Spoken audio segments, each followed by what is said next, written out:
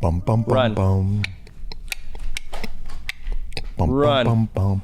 She gives me everything and tenderly. Do you know this song? Yes. Can you sing with me? No. Well, then I'm going to just get my head into what we're going to deal with today. Can you keep singing? No. I think everybody watching wants you to keep singing. I don't know that I'm going to do it. If you don't know, I will tell you. I want to know. I want to know that you will join. And when you will join, I will sing. I don't know the words. We can make this whole podcast done in song. But if we do it, you have got to sing too. I guess we're not doing the podcast in song. Oh, well, yeah, as if everybody would like that. It's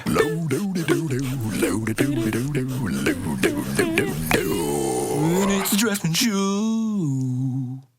Yeah. Okay, welcome everybody to another episode of the Draftsmen podcast, where we talk about art stuff. We teach you stuff about art, and we sometimes, but never draw on the podcast. No, never draw on the podcast. pod. No. Yeah. No. We talk. Yeah. This is Marshall Vandroff. Hi, I'm Marshall Vandroff. He's amazing.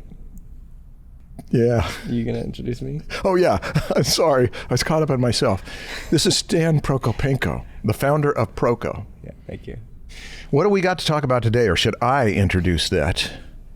Well, I could start off by saying that I got an email from Raphael. Is that his name? Raphael, assuming we're pronouncing it correctly. Don't know. And then I forwarded it to you because I thought it was a worthy email. I did too. And then you just took off. I did. When you get a question this sincere and this thoughtful, it evokes a response in like spirit. Should I just start reading it? Yeah, it's very long. Okay, now it's very long, so I've taken out some, including some personal. Actually, I've left some personal things in here, Raphael. I hope that's okay.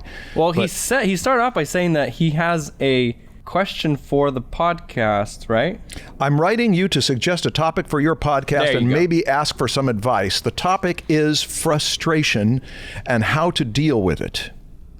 I know many people complain about frustration with their art, but they also don't put in the study and the hard work to improve. I swear to you that is not my case. So let me give you some background. I'm 34 years old. I've been taking drawing lessons twice a week since November 2014. I'm a freelance translator and I work from home. So whenever I'm not working, I'm studying and practicing.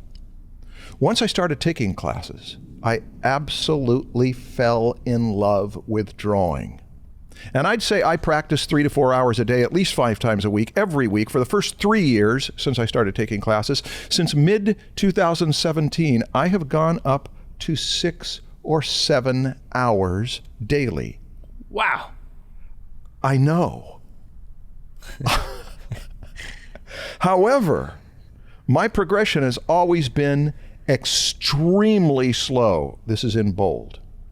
Due to the amount of hours I put in, I hoped I would be much better than what I currently am. So my question is this: how the hell does one deal with this frustration? What am I doing wrong? Seriously, I often wonder what the hell I'm doing with my life. I don't even know why I haven't given up yet. I hate 99 out of 100 drawings I make, and I'm lukewarm at best about the ones I like. Every time I look at them, all I see are the flaws. Did you guys ever struggle like that? Is that normal? Is it just a matter of time? Do I have to struggle like this for like 10 years or something to finally see some solid results? My drawing instructor says I'm overly critical and that I push myself too hard, and he says that that is what is stalling my development, but I don't get it. Maybe I'm studying the wrong way. Maybe I'm just not cut out for it. I don't know. All I know is that I'm desperate. Let me tell you how I study so you can have an idea. Okay, we've got the problem. Oh, yeah. But he's also going to cover for some things. Like, so, well, you might be studying the wrong materials. You might be going on some of these trendy. He says, let me tell you I study so you can have an idea. I try to stick to gesture and form. I go to the books and try to study the basics of that structure. I have a huge library with Andrew Loomis, Bern Hogarth, George Bridgman, etc. So I don't think the authors I've been reading are the problem here. Then I go back to the drawing and try to finish it. Every time I correct something, I notice something else that's wrong with it. And by the 3rd or 4th attempt, I'm already fuming with rage, so I go outside and smoke a cigarette to cool off. Then I start over. Rinse and repeat. At this rate, I'm afraid I'm going to get lung cancer before I get any good. And that is basically how I've been living every day for the past 2 years. Please, help me figure this out. On Instagram, sometimes I post something just to delete it 5 minutes later when I notice a mistake. Plus, I've had like 4 or 5 Instagram profiles over the last few years. Sometimes I get so self-conscious of my drawings that I delete the whole account. Anyway, thank you very, very much for taking the time to read this. I hope you decide to make an episode about this topic. Well, maybe if not an episode, at least 10 or 15 minutes. Well, we might do a full episode. Okay. But definitely at least 15 minutes. We've already spent 10 reading it. Well, that was a very well-written email. I feel it. Yeah, he put a lot into this. Yeah. Well, go ahead, Marshall. You've prepared for days for this. Well, actually, I just read it last night. But I've got at least 3 things to throw in here. The first one is that it does take time to develop talent. And what? No, wait. Talent? No. Skill. It takes time to develop skill. You're right. You're right. It takes time to develop skill. That's well corrected. It takes time to develop skill. Yeah. Kudos. Who's wise now? Yeah, you. Me. Ooh, I'm rooting for you. I'm the wise guy. Hey. That didn't sound desperate. Yeah, please. Oh, comment below about how wise I am. Raphael and everybody, all of you, because I have a feeling in reading this that a number of you are saying, yeah. Wouldn't it be horrible if some person who had a great deal to offer the world had a teacher tell them, nah, you're just not fit for this. It has happened. And it has happened that some of those people have gone to do greatness because they've got something to rebound against. Are you about to tell him that? Pardon? Is that what you're about to tell him? No, I'm just saying good. that, to look at you when you're in development. Well, let's use the ugly duckling story. Hans Christian Andersen wrote that ugly duckling story, and it is stuck with people because it means something. That is that you cannot tell in the early stages necessarily what this animal is going to be, and it's going to be a greater animal than the others, but it's also going to be more difficult. Sometimes the most difficult pregnancies result in the best babies. There's another, in The Magician's Nephew, one of the Narnia Chronicles, there was a horse, I think it was Fletch, that grew wings.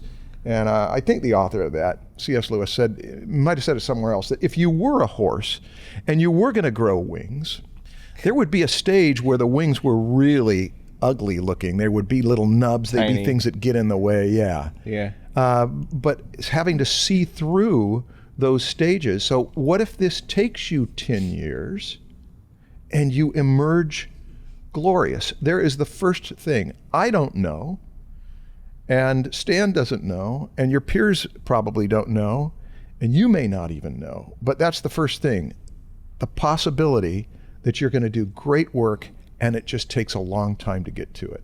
That animal analogy is not a bad one either. You know, somebody said that if you build a cage for a cat and the cat wants to outgrow the cage, and if it's a tiger and you built this small cage, I think that some animals will stop growing. They won't realize their full size because they've been enclosed. And who decides what kind of animal you are? You are the one who decides what kind of animal you are. And if it's just that your period of development is longer than other people's, it may be that some great stuff is coming out. I want to pause after mentioning that before going on to the other things. Do you have any thoughts about this? Yeah, well, first of all, I looked at his work and it's not bad. Have you seen his Instagram? I haven't seen his work, no. Yeah, it's good. Yeah. That's the first thing I did, was like, okay, let's see if he has a reason to be frustrated. I mean, he does. He has a reason to be frustrated, but it's like, is it really that bad that he would describe it in this way? Mm-hmm. Or is it more of just that it's a personality thing where he just gets frustrated all the time and he's too hard on himself? And I found out from looking at his Instagram that he's just too hard on himself.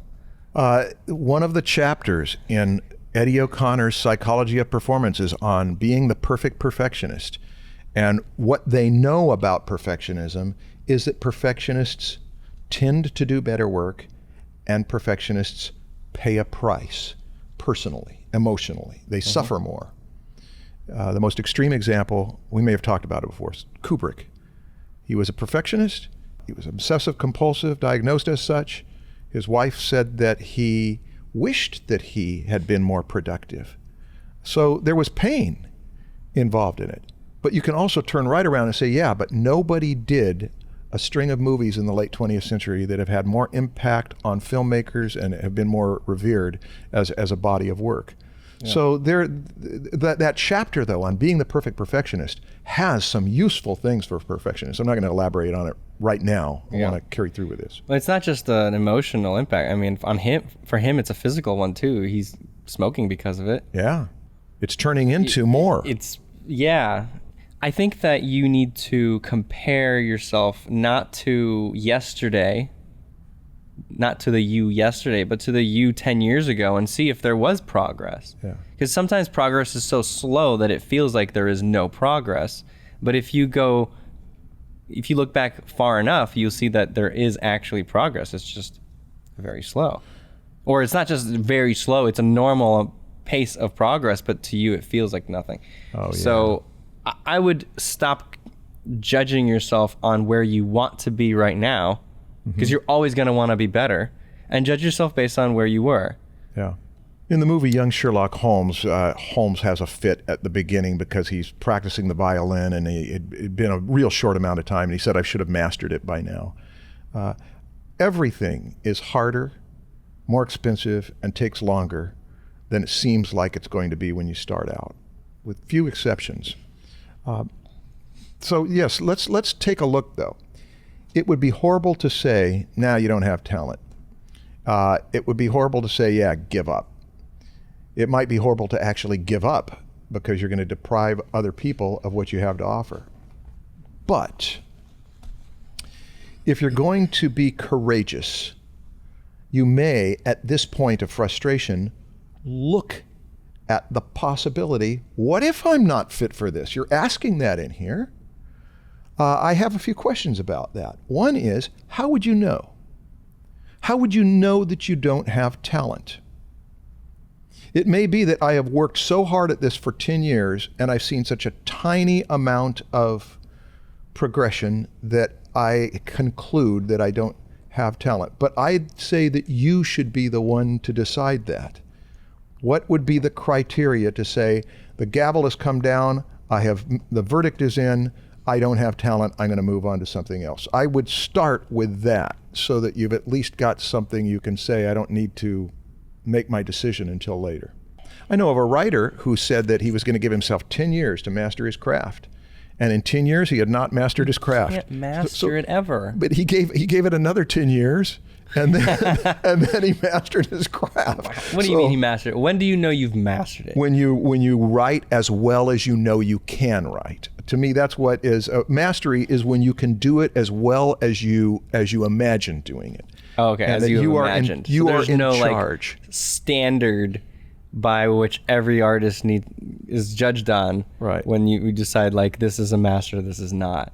We know that we're not masters if we want to draw hands, but we can't, so we cover them in sleeves. We know that we have not mastered that. The hand has mastered us rather than we've mastered the hand. Have I mastered hands? I think so. No, I haven't. Oh, well but if you want to draw hands, you don't say, well, I'm not going to do it because I'll just cover them up. But I haven't mastered it. Okay, well, here's where... Like, I can't draw it from imagination from every angle of every single type of hand. There's still so much I could improve on in drawing hands. Okay, so do we tug of war on what the word mastery means? Because no, we don't. My point is that you can always improve. And so if you judge yourself based on if you know everything, or if there's something you can improve on, then you will never be good enough because there will always be something you can improve on. Yeah. There's another phrase that from that same author, C.S. Lewis, is being pleased but not satisfied. That's a great one that I can say, I did a good job. It isn't as good as I can do. I want to do better. But instead of only looking at the thing that needs to be punished, looking at the thing that needs to be excoriated, focusing on that can become negative spiraling energy. Yeah. Whereas to say, good. It's the same way when we're kids, right? The first steps that a kid takes, everybody applauds. The kid knows that they're all happy that I've done something great. Yeah. The kid is beaming. But that first step sucks. It's a horrible step. Yeah. It's followed by a fall. Can you imagine? I hope that I'm never satisfied with my current level. I hope I'm not like, oh, well, I can't do better than that. Yeah. I like learning. I like improving. If I know I can't get any better than I am now, I'm going to be very depressed because it's like, oh, I've peaked. Well, Raphael is up against, is this even worth it? Should I even be doing this? Stephen King has an essay on how to be a writer, and I think he's got 10 things, 10 maxims, and one of them is be talented. And he talks about how if you send out 6 manuscripts and you're rejected for them, do you give up? No, not after 6. Not after 60, because there's too many stories of Bob Mankoff's story about how many, it was thousands of cartoons that he submitted to the New Yorker before he got hired for his first New Yorker cartoon. And Stephen King says, what about 600 maybe? And then he says, 6,000? My friend, if you have received 6,000 rejection slips, you might consider going into computer programming instead of trying to be a novelist. There does come a point, and that's my first appeal, is where do you draw the line to say I should give up? You're putting a lot of energy into this. You could put it into something else. Is this worth it? You decide, but the first thing is, how would you decide? How would you say, I don't have talent for this? Second thing, this is if you're going to be courageous. You're going to face, maybe I don't have talent. What would that mean to you? Would it mean your life was over? Would it mean that if I can't draw, it isn't worth it to do anything? Or would you replace it with someone else? I hardly ever make images anymore. I miss it. I'm sorry about it. But I found that there were too many students that were claiming me as a teacher, and I was being encouraged to teach more. And I essentially segued from being an illustrator into being a teacher. And I don't regret that. Alan Moore is a better example. Alan Moore set out to be an illustrator. I don't know if you knew that. No. Have you ever seen his work then? No. Okay. It was very much like Robert Crumb. And it had an underground comics quality. It was good. He could have been a professional, but he decided at some point that he was the writer as opposed to the illustrator. And if he hadn't decided that, there'd be no Alan Moore writing the comics that he has written. So if you do come up against, I'm not a drawer, what does that mean to you? Does it mean you can do something else? Do you have something else that even this can contribute to? You may know so much. Some of the least impressive draftspeople are some of the best teachers of it. Just like some of the least impressive musicians can be very good music teachers because they light the fire with someone else whose talent blazes. So that's the second thing. What would you do? What would it mean to you if you decided, I don't have talent? I've got a third thing. How would you know that you do have talent? I have a couple things I would point to. Do you get images? In your imagination, do you image stuff that you say, I want that to be given birth? Does it make you feel like this is worth working for? If you don't have images in your head of what you could do, well, almost everybody I know that I would deem talented is someone who does. They get images in their head, and that makes them want to pursue them. If you're a musician, but you say, I want to learn my craft, I want to learn the skill of composing, I want to learn the different instruments. Well, are you a composer? Do you get tunes? And then when you get the tunes, do you get ways of which they could interrelate to each other and harmony ideas? That would be, if you do say, Marshall, I have images in my head and they are vivid to me, or even if they aren't vivid to me, I know they're good. That would be like the guess that I think I'm pregnant. I think there is something going on in here. And I would say that would be the suspicion that you've got talent. Yeah. But if you don't get images in your head, that doesn't mean that you don't have talent. Pregnant. I would not. I mean, you can be pregnant. You should take a pregnancy test either way. You could be pregnant and not know it. Yes. But if you feel something stirring in there. So I might be pregnant. You might be, Stan. It's just after lunch. Oh, I'm just full. Yeah. Okay. Or here's another way. If you say you don't get images, this is close to it though. Do you envision doing your best work? See, I can't do it now. Every child has this happen when they say, I want to do it. They want to try it on their own, and that impulse is natural. And I think it also happens with artists, that you get this, again, I use the word imagination, that I could do this kind of stuff. It most often happens, as it does with us as people, because we're apes. We see grown-ups doing things, we see other people doing things, and we say, I want to do that. And so when you see these art parents that we've talked about, and you say, I want to be like that, and then you start to work toward it, and you've got a sureness, if I just keep working at it, it'll go. So again, it's a suspicion. Now you are chasing this suspicion the way a detective would chase a clue, and you're working on it. Okay, that's the last, actually, about the last thing that I have to say. The rest of it will be wrapping it up. Hi, this is Marshall. Vance, Koufax, and I will co-teach another 5 Tuesdays of Lessons from the Masters at Brainstorm Inland starting September 17th. This round will be on comparative anatomy, both from animals to humans and from artists like J.C. Leondecker's chiseled painterly approach to Arthur Rackham's From the Bones Out style. We'll show lots of examples, and Vance himself will demo the process he uses to create creatures he designs for the movies. Lessons from the Masters with Vance Koufax and Marshall Vandruff. Brainstorm-inland.com. Okay. A few things I wanted to say.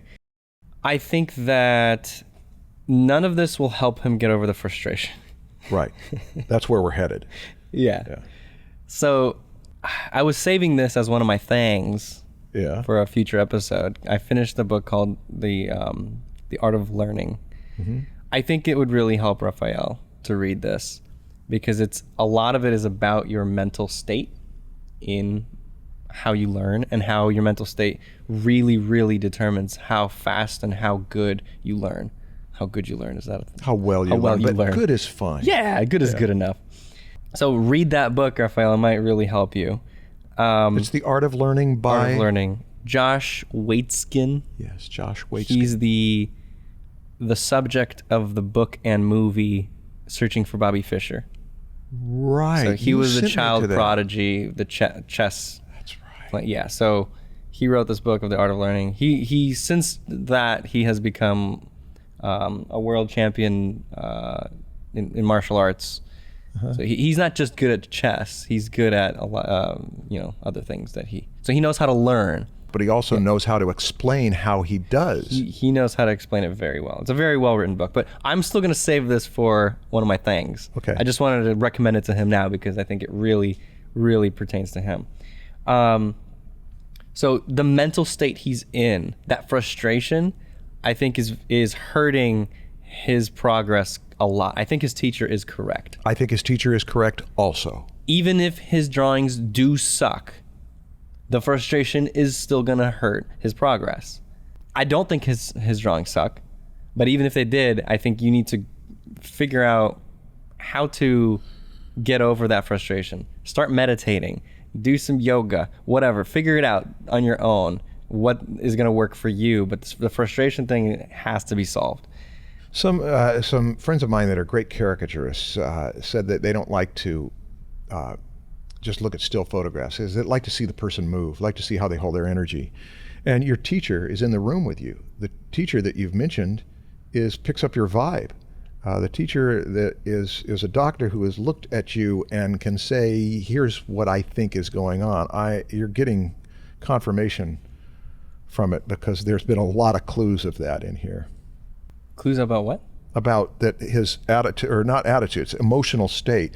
My drawing instructor says I'm overly critical and that I push myself too hard, and he says that is what is stalling my development, but I don't get it. Yeah. Well, that's something worth getting. That's something to really pay attention to and work on that. It might not be the only thing that's stalling it. There might be other things, but I definitely think it's a huge part of it. Yeah, mental state. If you're positive, if you got that energy and you believe in yourself, you will perform better. The best athletes believe in themselves. They know they can do it. If you start doubting, you perform worse. That's right. Self-talk. Name a top athlete that has no confidence and doesn't believe they can actually succeed. The danger here, though, is we can start.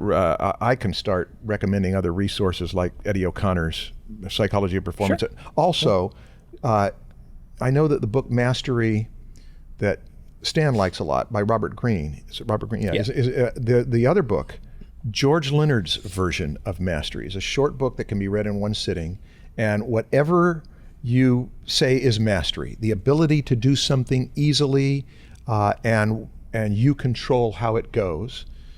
There are 3 personality traits that are obstacles to mastery. One is being the dabbler.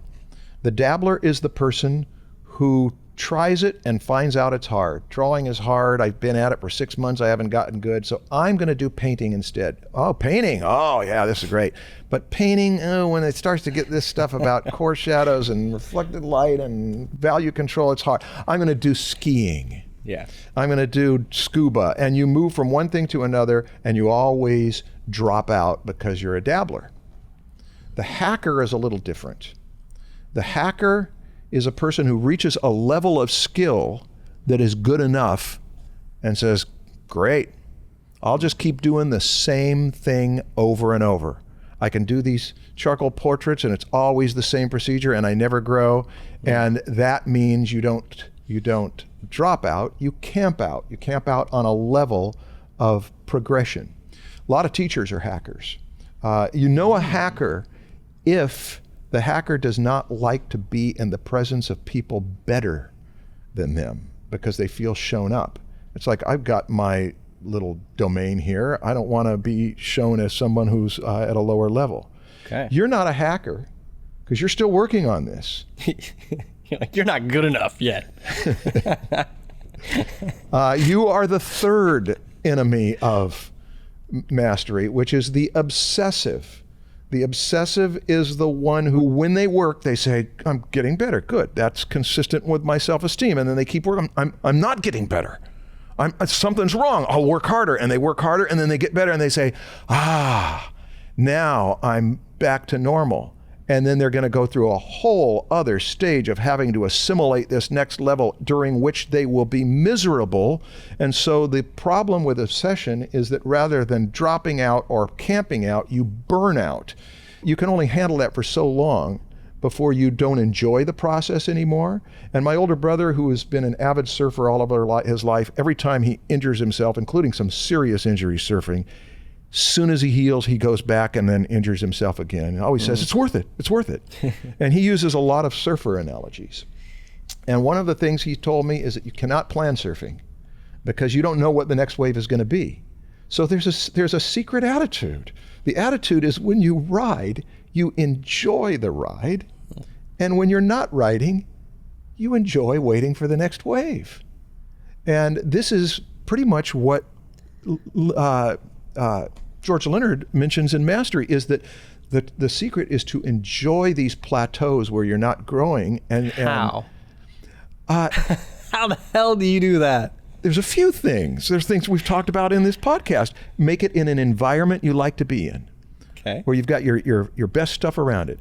Make it a social thing, so it's people that you enjoy just being in their company. So even if you fail, you had a good time. That's right. You were with your friends. Make it a game.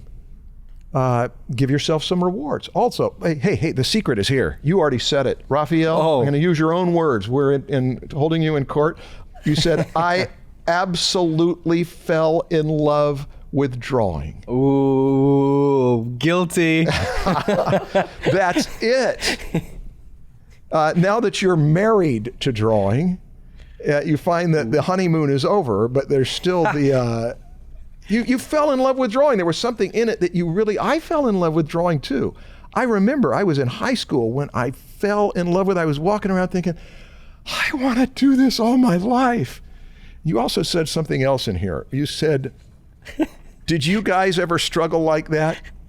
Is that normal? Well, first of all, did you guys ever struggle like that? You don't want to know. Maybe you do want to know.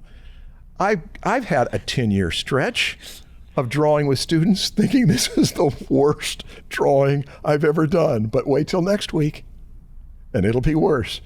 It was just, it was amazing how awful they were. But I had to remind myself, just enjoy it. Just try to enjoy it. And then there did come some points where there was 2014, one of my students pointed out, hey, you've reached another level. Getting up to those next plateaus. Yes, the answer is yes. I have struggled like this. Have you? Me? Yeah. Yes.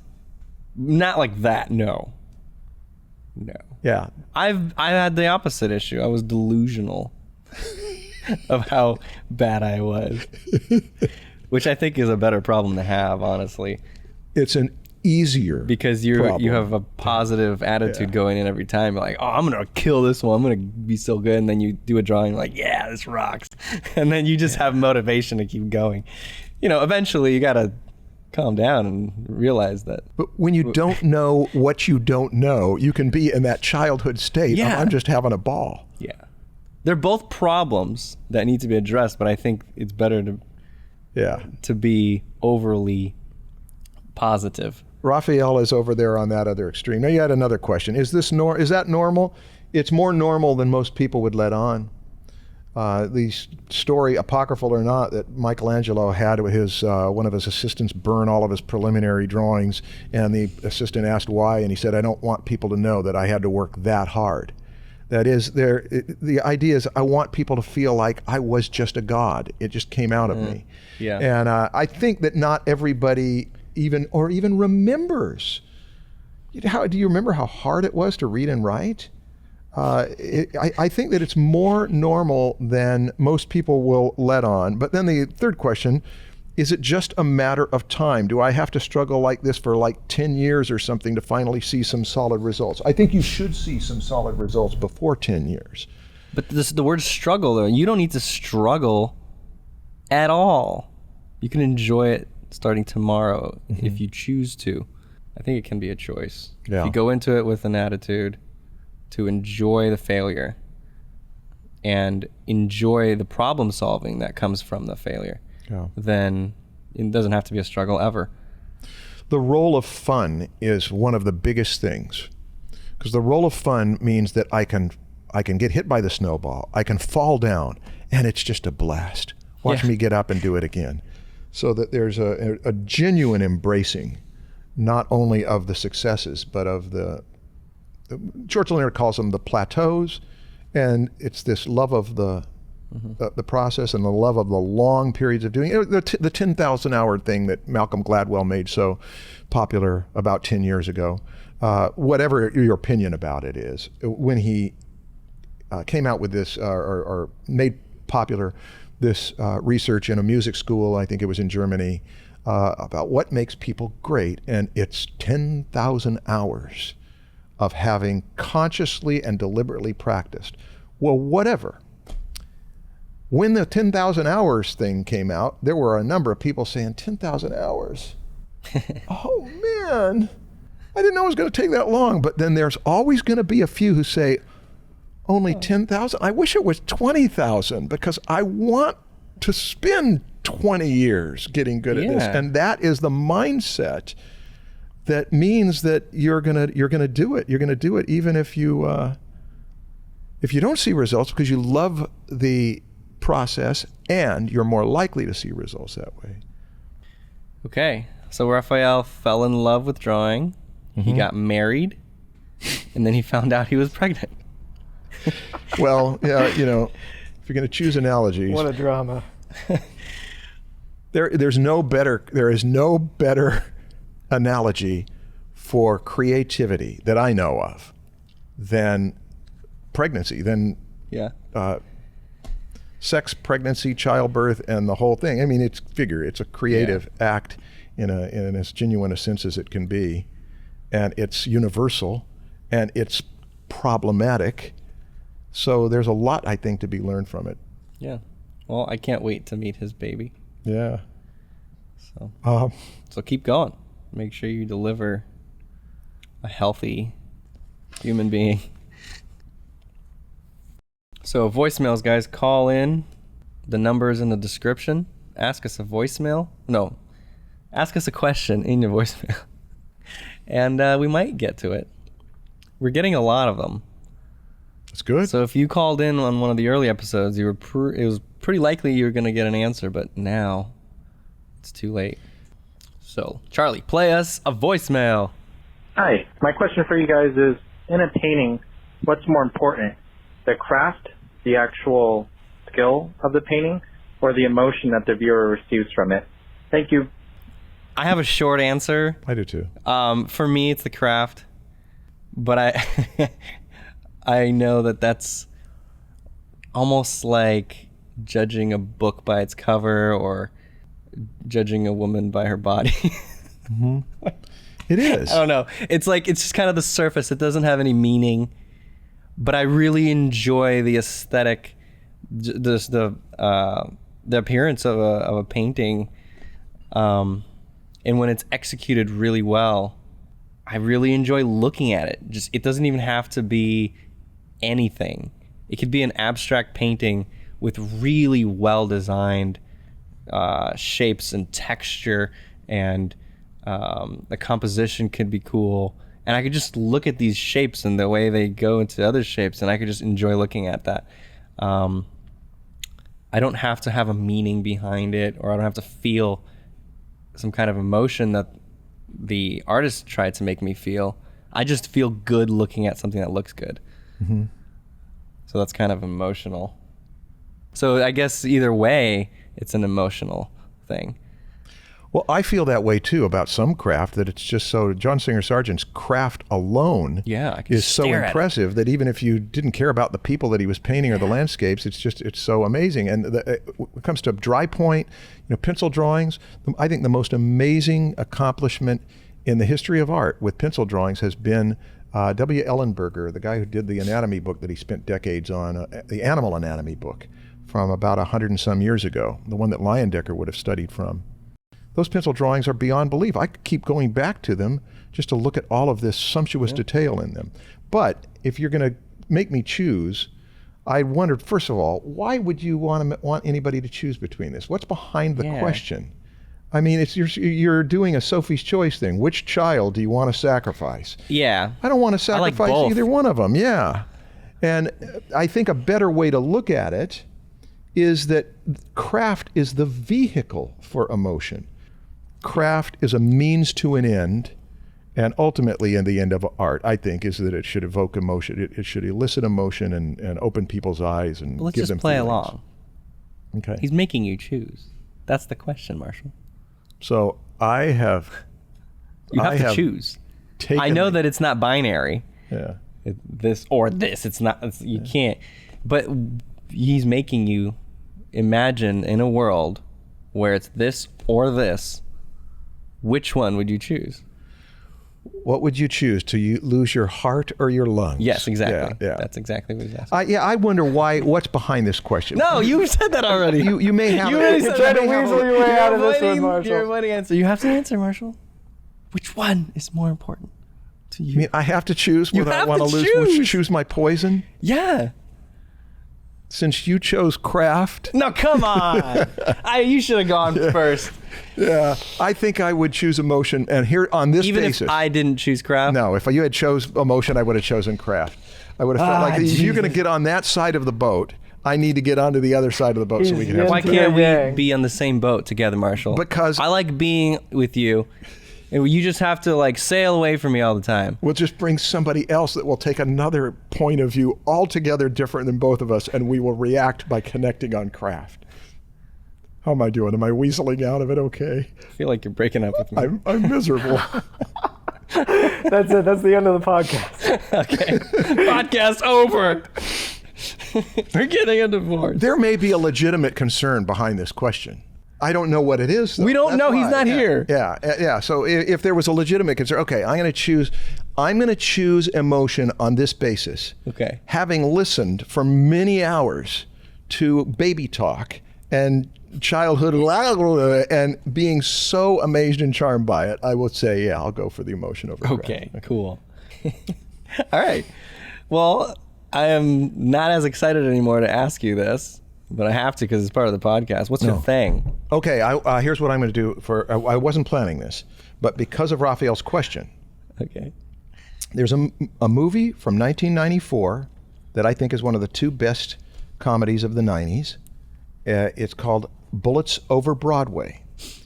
In it, John Cusack plays a playwright in the 1920s who wants to direct his own play on Broadway and runs into trouble. Now, if you look it up on Wikipedia and you read the plot points, you will not get out of this. I've seen this movie about 30 times. I used to show it every semester at the beginning of my visual storytelling classes.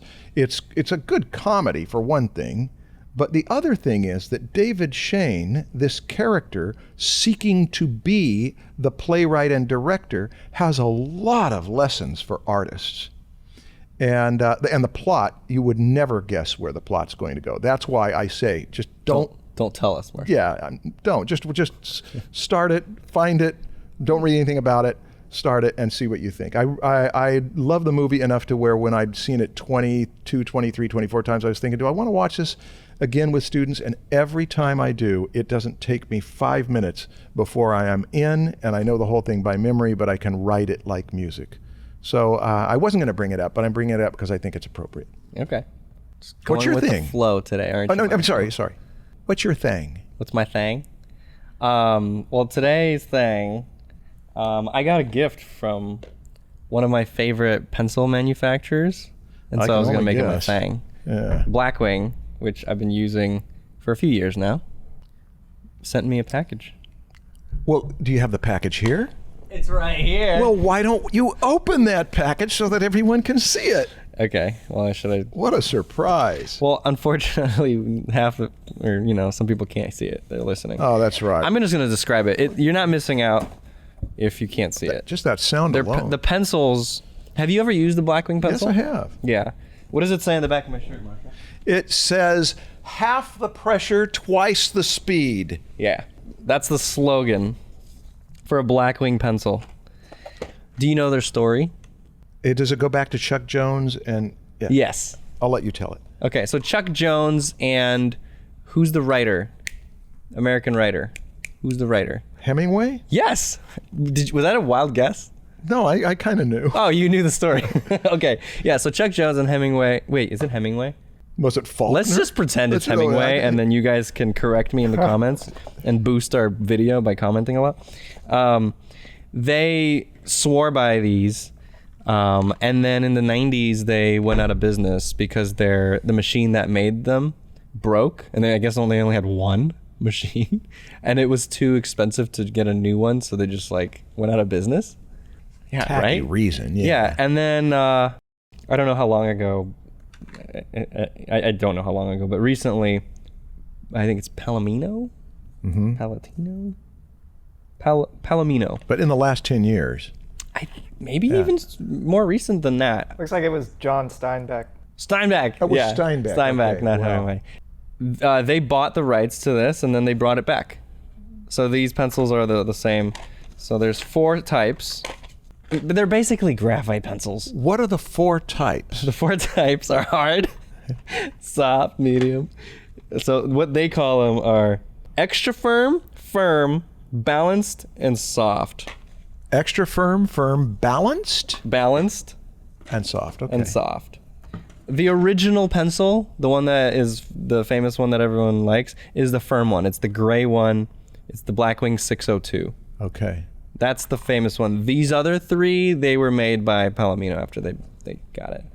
Basically they made a softer version, a firmer version, and an in-between those.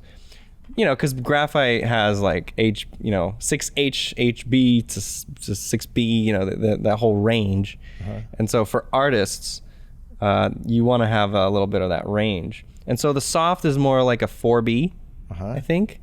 And then I forgot which one. I think the balanced or the firm is like an HB, and then there's everything in between. So you got a whole collection of them here now. They sent me 4 boxes. That's very nice. They also sent me the shirt that I'm wearing. Oh. A point guard So you put it on the tip so the tip of the pencil doesn't break when you're traveling. Oh, okay. A sharpener. I like their sharpeners a lot. Yeah. They make the points a little bit longer Than the traditional. just a little bit. But I like that. Okay. Some sketchbooks. Wow, 3 sizes of sketchbook. I've never used their sketchbooks. Okay. I bet you will. They sent me some stickers. Oh, wow. A pencil box. Stan, you're live. Oh my god, so exciting. And some eraser refills. Oh, I love these eraser refills. They pop right out. I And like then there's that this metal too. piece that keeps it compressed, and then you put a new eraser in. Don't you hate it when you have a regular number 2 pencil, and then the eraser dies when just by using it for like a few days, and then you still have most of the graphite still left, but no eraser on it? Well, these erasers come right out, and you put a new one in.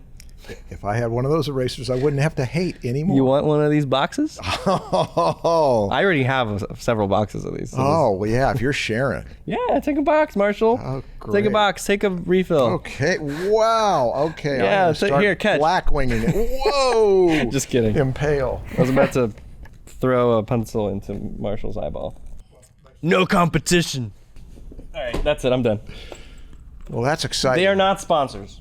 They are not sponsors. They're not sponsoring. This is a plug out of sheer Yeah, love they sent me of the this, product. and I actually do really like these. But You're Blackwing, welcome. if you want to sponsor, Yeah, Blackwing. If you want to pay for this. No, they don't need to. I really do like Blackwings. I know. Okay, so what should people put in the comments? Any advice for Raphael? Or any of you who are older and Or not. masters, people who you've got your craft together, you've made your living with it presumably, or even if not, you just do your best work as an amateur. If you have encouraging stories to tell Raphael that it took longer than people thought it did, write him a paragraph. Isn't that what I said? Yeah, that's exactly what you What a jerk. You're like, Stan, what should people comment? And then I answer and you're like, or even better. And then you just repeated what I said. Well, I thought that I was appealing to the older people who are the ones that are over 30 that have got their mastery. I was thinking that I was making it specific. For the younger people, we could say You were more it's specific. A Lonely Hearts Club. You improved my Yeah, comment. we are going to get there. Well, okay. Does that mean we're done? I think we're done. All right, guys. Leave a 5-star review. And if you want to sponsor this episode, Blackwing, Yeah. contact support at Proko.com. Okay. Thanks, guys. Hear you next time. See ya. No, hear you. Hear you. Wow, what an awkward. That's perfect. I love that.